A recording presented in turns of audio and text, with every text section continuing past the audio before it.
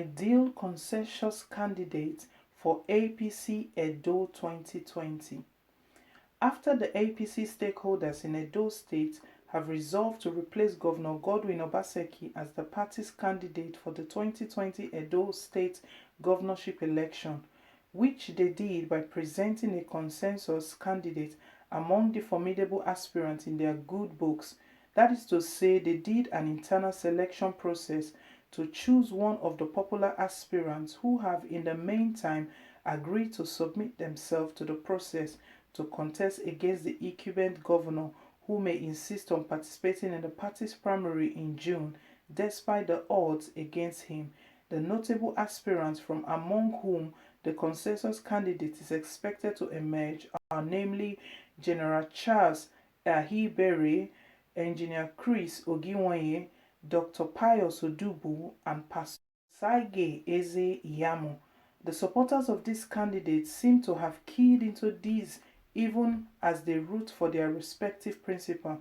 There is no doubt that a consensus candidate from among any of these great men would make the defeat of Godwin Obaseki at the party's primary a foregone conclusion. However, the same thing cannot be said of the outcome of the general election slated for September if one, Godwin Obaseki, gets the ticket of the PDP to contest as rumored. 2. If Obaseki deploys resources to work for the PDP candidate in the event that he does not contest. 3.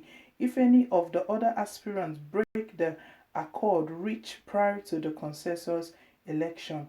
Quite a number of the members of the APC opposed to Godwin Obaseki and who are in support of the consensus arrangement have expressed the sentiment that all the aspirants for the consensus selection are qualified to be governors and that any of them choosing could win the general election. What they may not have cared to evaluate are the circumstantial realities that could possibly undermine their optimism.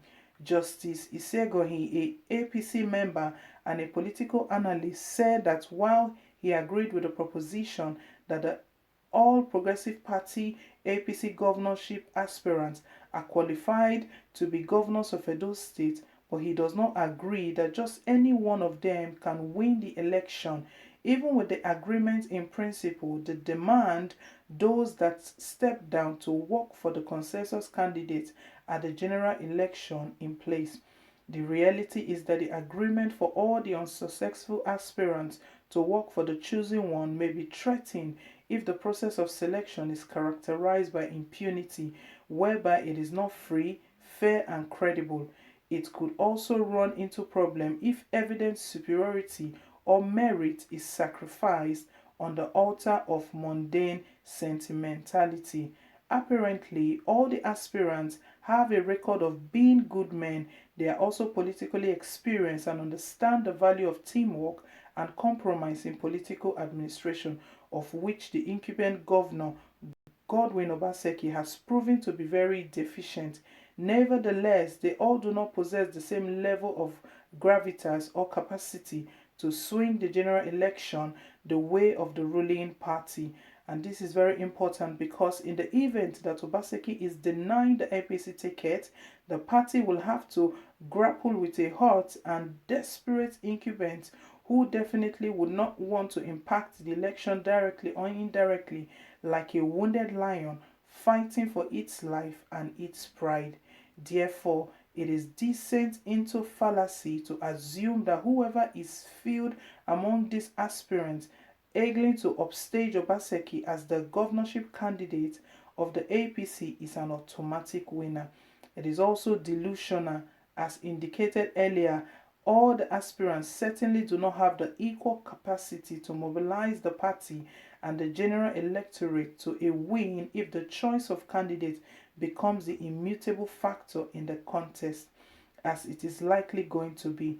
Granted that the APC is the ruling party at the national level, it is not sufficient to assume that whoever they give their ticket to contest the Edo 2020 governorship election will win. That's very correct. The assumption that whoever the APC presents can win the 2020 Edo governorship election could only be a product of the belief that the party has a plan to win outside of conducting the election and collating results the standard way.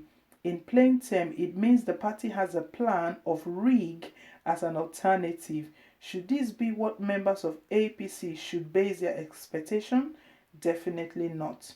While we cannot dismiss the allegations that such may have happened in some governorship elections around the country as popularly argued, particularly with regard to the stand-alone election, it is illogical and foolhardy to assume that it would always be the case.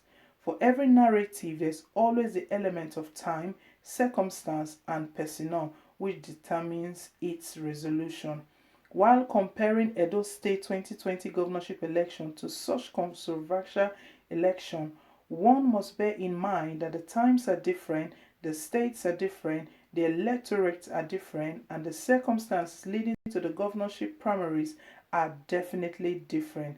Granted that Obaseki cannot get the APC ticket against a consensus candidate, there are dislocations that have since occurred that are of such proportion that make it imperative for the APC to choose the most formidable of the aspirants as their consensus candidate. Meanwhile, it is instructive to note that in the 2019 governorship elections, the APC and the PDP lost some states where they had the advantage of incumbency. Examples are Bauchi, Gombe, and Oyo State. These states were not won and lost in the courts but at the polling stations. The people voted and the votes counted. One thing common to all these states lost during the 2019 governorship election, despite the incumbency of party, is their choice of candidates. Unpopular candidates were fielded on the sentiment that their sponsor or party leaders had a muzzle to force them on the people in spite of the prevailing sentiment among the electorate and their obvious lack of personal capacity and popularity with the people. Personal capacity and popularity with the people are two essential ingredients needed to push through the ambition of the candidate in a free and fair election. In context, capacity is the potential or ability of the candidate to mobilize human and financial resources to meet the exigencies of the election process.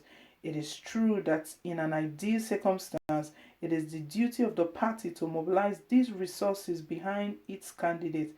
Where the party fails to provide the ideal human and material resources, the candidate must be able to deploy his structure and goodwill to save the day. The 2020 governorship election, that the governorship candidate of the APC that replaces Obaseki on the ballot must be immensely popular with the majority of party members as well as the general electorate in a sine qua non in determining the popularity of the respective aspirant, their political history, attendees, cognate electoral experience, and present physical rating are indispensable factors that must be put into consideration. On the basis of this, the aforementioned critical parameters, the question is who amongst the four notable men, namely Charles Ahibare, Engineer Chris Ogiwonye, Dr. Pius Odubu, and Pastor Osage Izeyamu, fits the bill and is most qualified? That is the question that the leader saddled with the responsibility of selecting a consensus candidate must answer dispassionately. They should, however, know that even though not privileged to be involved in the selection process, the majority of the party members know whom the cap fits. The big question then is, will the few selectors care to know who the majority would vote for if they already do not know? So people, we all know that the election is just around the corner. There's a big question here, but Edolites still have to vote, and they know whom the cap fits if there is no rigging and if there is no plain dirty politics here. Edo State will definitely emerge to have the leader that the people desires, and that fits that post. So people, I do want you to leave your take and leave your comment. Let us know what you feel down below in the comment section. Please don't forget to give us a thumbs up and just to let us know that you do appreciate what we're doing here. All right, so till I come your way again, bye for now. And